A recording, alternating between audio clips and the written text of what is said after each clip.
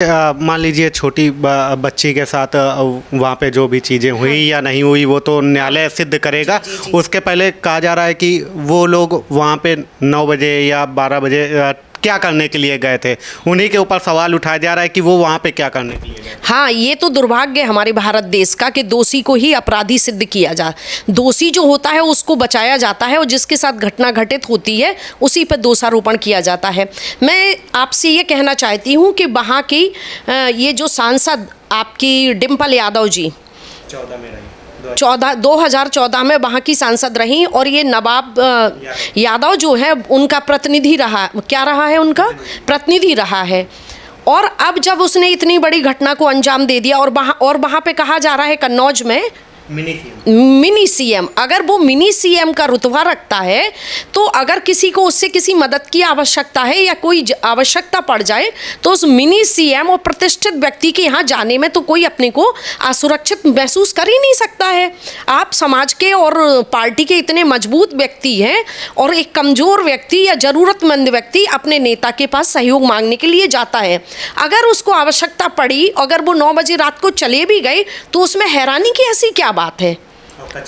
और आप उसके बाद आप ये देखिए कि अगर वो मिलने गए तो आपके परिवार में और कोई भी होगा। और अगर मैं आपसे ही पूछती हूँ, आप मुझसे पूछ सकते हैं कि अगर मैं जनरली आपके यहाँ मिलने आऊँ और जब आप कहेंगे, घर के किसी बच्चे से कहेंगे, किसी से कहेंगे उन्हें बिठा लिए, अगर आप घर के कपड़ों में होंगे तो आप अपने को सही से ड्रेसअप करके आएंगे, ना कि आप उन्हीं कपड़ों में निकल के आएंगे। एक कर्टसी होती है।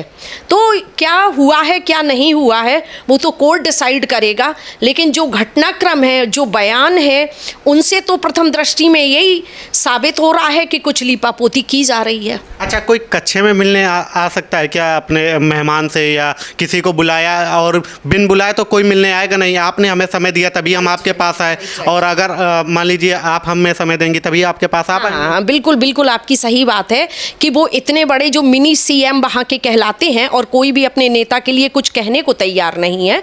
तो अगर हम आते हैं, आजकल का तो ये रिवाज ही बन गया है कि बिना कॉल किए, बिना समय मांगे कोई जाता, फिर इतने बड़े नेता के यहाँ कोई बिना समय लिए कैसे पहुँच जाएगा।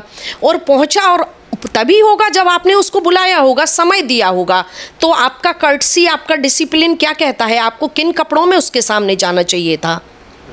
तो आपका इस तरह की ड्रेसअप में उनके सामने होना, इस घटना का घटना, एक नाबालिग बच्ची का होना, कितना गंदा गंदा उनके लिए बोला जा रहा है। वो तो जो घटना घटी तो घटी, मैं तो कह रही हूँ उन लोगों की बयानबाजी सुन के हर माँ बेटी शर्मिंदा है। अच्छा मैम, इस पे आप हाई कोर्ट में भी इस तरीके के मामलों को देखती होंगी, तो क्या कानूनी इसमें दांव-पेच होता है? क्या इसमें एक तरीके से कानून की मदद लेके दोषियों को भी राहत मिलती है या पीड़ित पक्ष भी इसका दुरुपयोग करता है? क्या मतलब कि इसमें कानून में देखिए, हमारे भारत देश में न्यायपालिका सर्वोच्च है और अगर हम ये कहें कि उसमें जो न्याय होता है हम उस पर भरोसा करते हैं और अपराधियों को तो इसमें नहीं बचाया जाता है। बस जो कार्रवाई होती है वो ज़रूर लंबित हो जाती है, क्योंकि उनको बचाने के लोग लगे रहते हैं कि इनको बचाया जा सके।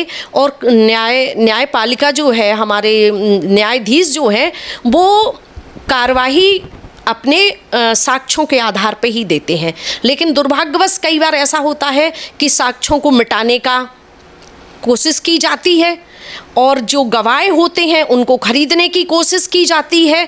तो एक ये लंबित प्रक्रिया जो होती है, बहुत लंबी जो चलती है, तो उससे क्या होता है कि कई बार जजमेंट सही नहीं हो पाता है, क्योंकि जो एक समर्थ व्यक्ति है वो एक घटनाएं कृत्य तो वही करता है जो अपने को मजबूत समझता है।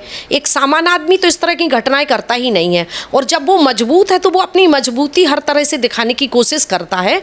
लेकिन न्यायपालिका पर मैं सवाल नहीं उठा सकती हूँ, लेकिन प्रश्न यही है कि न्यायपालिका जो है वो सिर्फ साक्ष्यों पर ही चलती है। अच्छा मैम, जैसे ये 18 साल की कम उम्र की बच्चियों के एक तरीके से प्रावधान है जो पास्को एक्ट वाला, तो इसका भी एक तरीके से दोषी पक्ष हमेशा लगातार कहता है। इस पक्ष में भी उनके भाई जो हैं वो कह रहे हैं कि पास्को का तो दुरुपयोग किया जाता है।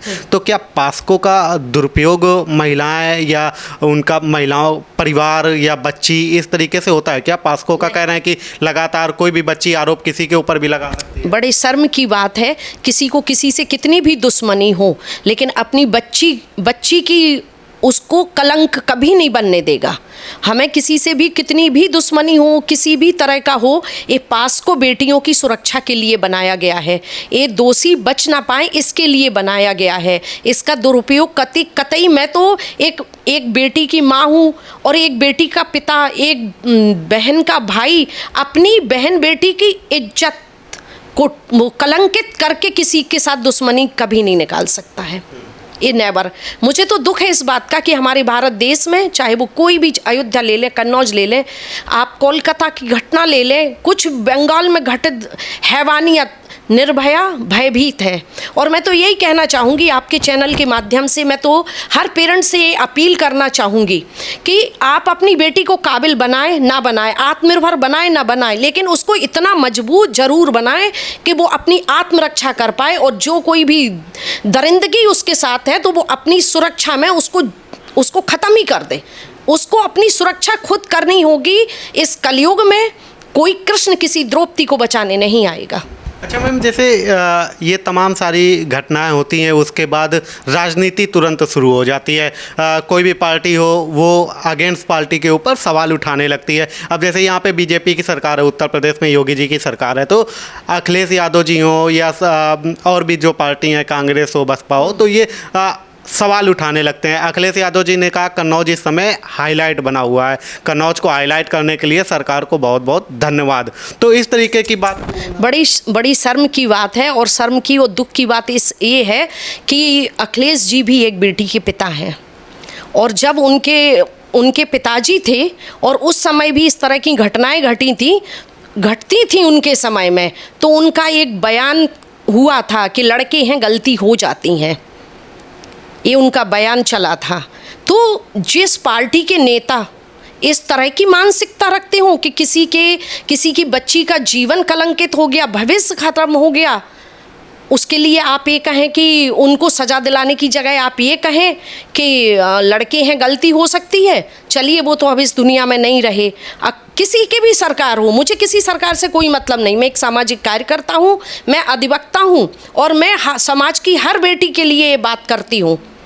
आप इतनी निंदनीय, इतनी गंदी घटना से, अरे आप अपने कन्नौज को हाईलाइट कर रहे हैं, शर्म आनी चाहिए आपको। अच्छा, ये कन्नौज हो या अयोध्या हो, जब समाजवादी पार्टी के कार्यकर्ताओं का, नेताओं का नाम आता है, पहले तो नेता वो सब दिखते हैं बड़े बड़े मंचों पे। वो जो अभी अवधेश प्रताप जी जीते, उनके साथ भी अयोध्या वाले जो आरोपी हैं वो भी दिखे, और ये नवाब यादव जी 2014 में दिखे सारे मंच में, राहुल गांधी, अखिलेश यादव जी के साथ। तब तो नेता थे, तब तो वोट मांग रहे थे। आज कहना है कि हमारी पार्टी से कोई लेना ही देना नहीं। हाँ, तो यही तो राजनीति है। ये राजनीति नहीं है, ये गंदगी है। ये गंदगी है कि भाई पीछे से हम आपके सपोर्ट में हैं, आप कल तक हमारे साथ थे और आज आपने कृत्य कर दिया तो आज हमारे साथ नहीं है, जबकि साथ तो वो कल भी थे, आज भी है। सिर्फ पब्लिक के सामने वो कह रहे हैं कि वो 5 साल पहले अलग हो गए हैं, जबकि ऐसा नहीं है। उनका भाई खुद बयान दे रहा है। तो मैं तो यही कहना चाहूँगी कि सरकार कहीं पर किसी की भी हो, इससे फ़र्क नहीं पड़ता कि सपा की है, बसपा, कांग्रेस, देश की बेटी सबकी बेटी है। सब बेटियों, बहन बेटियों पे राजनीति करना बंद करना चाहिए। ये भारत के लिए एक कलंक है।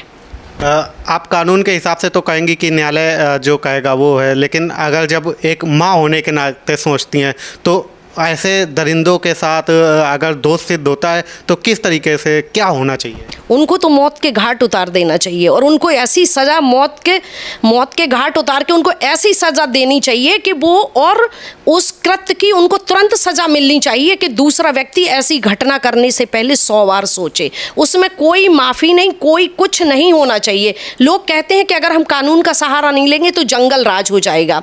जंगल राज, जब कोई जानवर बनता है तो जंगल राज इस तरह की सज़ा का प्रावधान और इस तरह की कार्रवाई अवश्य होनी चाहिए। इसको तभी रोका जा सकता है।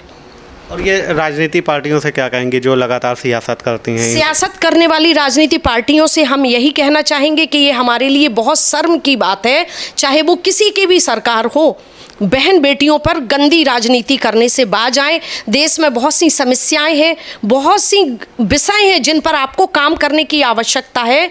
बहन बेटियों पर प्लीज़ राजनीति करना बंद करें। तो ये मैम थी जो बातें कर रही थी हाई कोर्ट और कानून का पहलू क्या है और लगातार जो समाज में एक तरीके से गंदगी है उसको भी कैसे साफ किया जाना चाहिए और राजनीति हर मामले पे नहीं होनी चाहिए। फिलहाल अभी के लिए इतना ही, देखते रहिए न्यूज़।